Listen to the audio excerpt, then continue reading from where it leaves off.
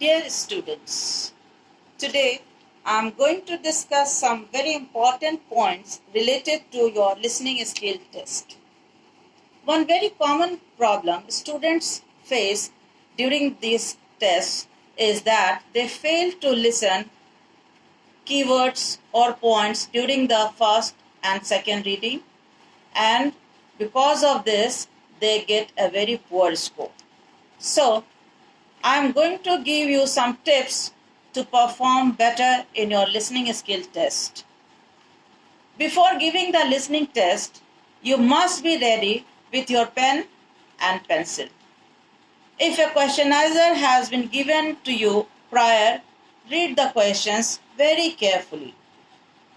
As the listening test starts, either being read by your teacher in the classroom or being played with the help of any electronic device, you start filling the answers in the space provided in the questionnaire.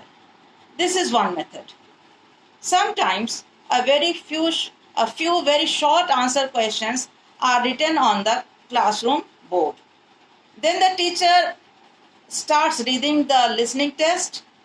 As it starts, you note down the keywords of your answers, and then with the help of these points, you do your answers.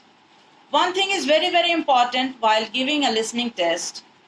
You have to show a very high degree of concentration and have to respond very sharply, very instantly. In listening test, the test has 2 readings. So listen the first reading very carefully. And if you miss something during the first reading, compensate it in the second reading. I hope if you follow these tips, you may certainly get very high score. So students, follow these tips and take advantages of them.